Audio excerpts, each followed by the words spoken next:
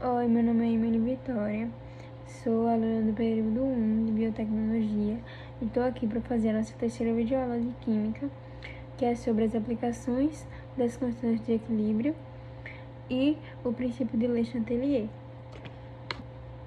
Bom, eu vou falar para vocês o que é a constante de equilíbrio e as suas aplicações. As constantes de equilíbrio são aplicadas para caracterizar a extensão das reações químicas, indicando se os produtos ou reagentes predominam no equilíbrio. Prever as concentrações ou pressões no estado de equilíbrio a partir de valores conhecidos, otimizar processos industriais, como a produção de amônia, e para entender processos naturais, como a troca gasosa nos pulmões e a homeostase de ácidos e bases.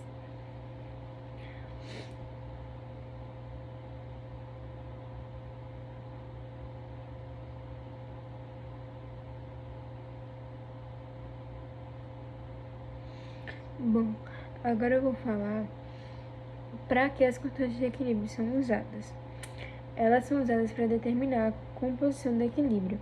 O valor da constante de equilíbrio permite saber se os produtos ou os reagentes estão em maior quantidade na mistura em equilíbrio.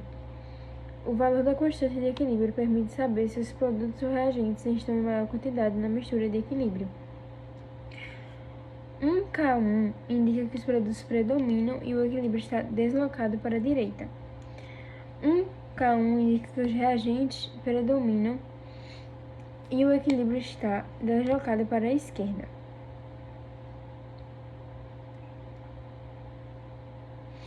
No fim, eu vou deixar alguns mapas mentais sobre todos os assuntos e isso vai ajudar a juntar tudo no fim.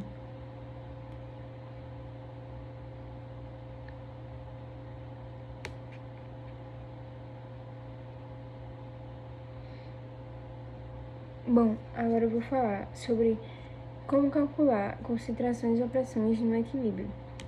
Conhecer o valor da constante e algumas concentrações ou pressões dos reagentes, produtos, pode-se determinar as quantidades das outras espécies no estado de equilíbrio, como visto no exemplo mostrado.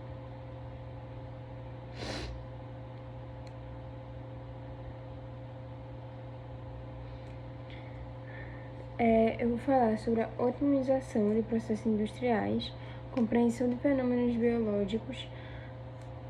As constantes de equilíbrio são aplicadas em processos biológicos, como a oxigenação no sangue pela hemoglobina e o equilíbrio entre ácidos e bases no corpo humano, sendo importantes para a saúde.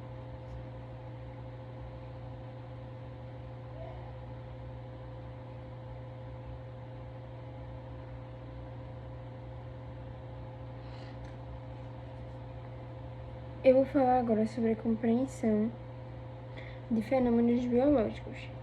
As constantes de equilíbrio são aplicadas em processos biológicos, como a oxigenação do sangue pela hemoglobina e o equilíbrio entre ácidos e bases no corpo humano, sendo importantes para a saúde.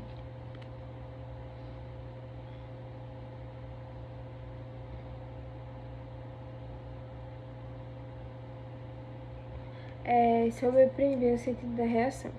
Em alguns casos, o valor da constante de equilíbrio pode ajudar a prever a direção em que a reação se deslocará para atingir o equilíbrio.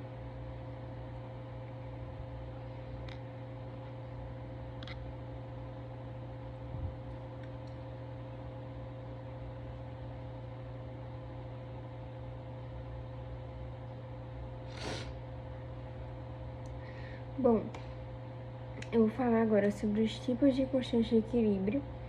Temos a Kc, que é a concentração molar, que ela é usada para constante em termos de concentração de solutos em solução, e ela é representada pela sigla Kc. Temos a Kp, que é as pressões parciais, que ela é utilizada para reações com substâncias gasosas, onde as quantidades são expressas em termos de pressões parciais, e ela é representada pela sigla Kp. Em resumo disso tudo, a constante de equilíbrio é uma ferramenta poderosa para prever e entender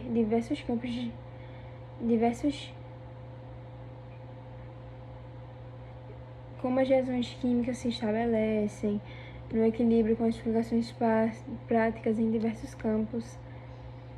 Enfim, prever uma extensão de uma reação.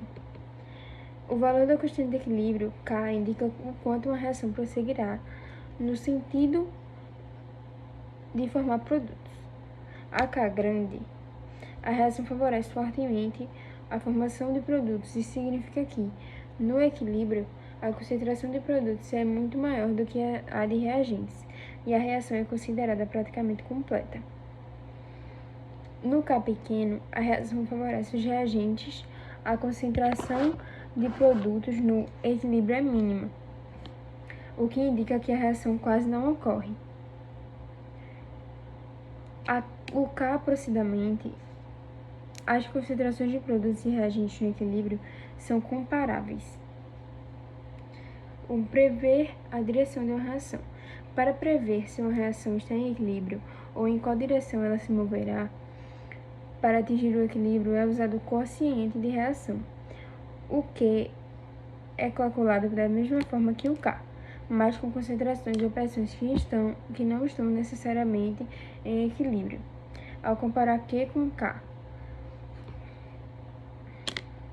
Bom, agora eu vou falar sobre o princípio de Le Chatelier. O princípio de Le Chatelier, também conhecido como Lei do Equilíbrio, afirma que quando uma perturbação externa é aplicada a um sistema em equilíbrio, o sistema se ajustará para contrariar ou minimizar essa perturbação, reestabelecendo um novo estado de equilíbrio. Os três principais fatores que podem causar uma perturbação no equilíbrio químico são concentração dos reagentes ou produtos, pressão em reações que envolvem gases e a temperatura. Como o princípio de Le Chatelier atua?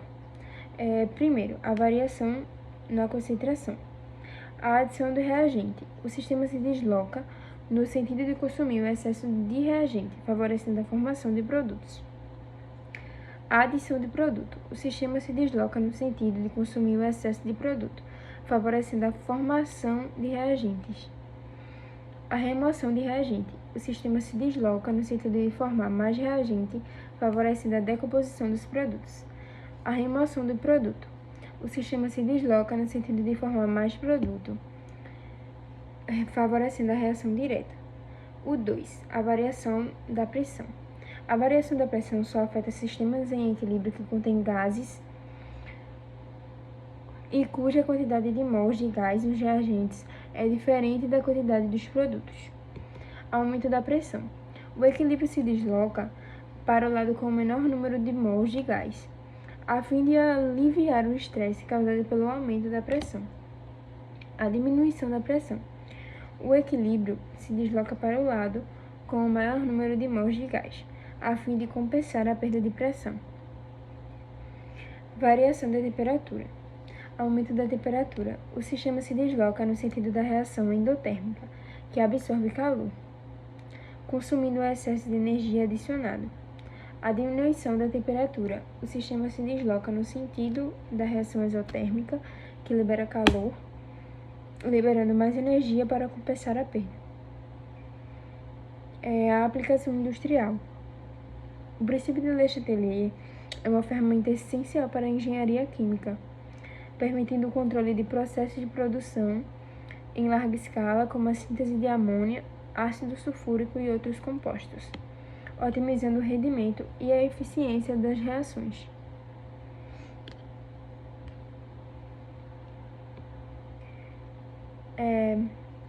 Um exemplo prático é que na produção industrial de amônia, a reação é exotérmica, ela libera calor.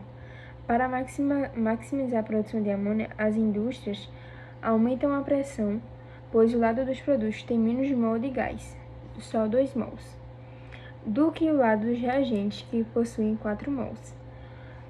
Eles diminuem a temperatura para favorecer a reação exotérmica, que com isso acontece a formação de amônia. Vou falar exemplos práticos.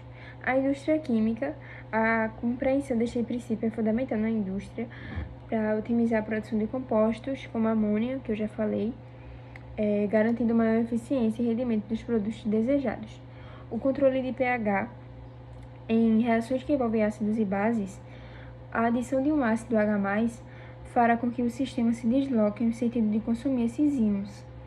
E o contrário ocorre com a adição de uma base. Eu vou falar o que não afeta o equilíbrio. Catalisadores. Catalisadores não alteram a posição do equilíbrio químico, eles apenas aceleram a velocidade com que o sistema atinge esse equilíbrio, agindo igualmente nas reações direta e inversa. Vou falar também sobre as alterações de concentração, alterações de temperatura e alteração de pressão. As alterações de concentração acontecem se a concentração de um reagente é aumentada. O equilíbrio se desloca no sentido de consumir esse excesso, produzindo ainda mais produtos. As alterações de temperatura acontecem por um aumento de temperatura que favorece o sentido endotérmico da reação, que consome energia para tentar diminuir a temperatura. Ou uma diminuição de temperatura favorece o sentido exotérmico, que libera calor e ajuda a repor a energia perdida. As alterações de pressão para gases. Em um sistema gasoso, uma diminuição do volume, no caso o aumento de pressão, deslocará o equilíbrio para o lado que tem menos mols de gás. E um aumento do volume, que é a diminuição da pressão, deslocará para o lado com mais mols de gás a fim de se ajustar a uma nova pressão. O princípio do Lestrangelet funciona quando uma mudança ocorre em um sistema de equilíbrio. O sistema reage para tentar neutralizar a força aplicada, mudando a composição de suas espécies químicas. Por exemplo, aumentar a concentração do reagente fará o equilíbrio deslocar-se para produtos, enquanto um aumento da temperatura favorecerá a reação endotérmica, que consome calor para reabastecer o equilíbrio. Bom, essa foi a nossa aula e eu espero muito que vocês tenham gostado e aprendam com a junção das três.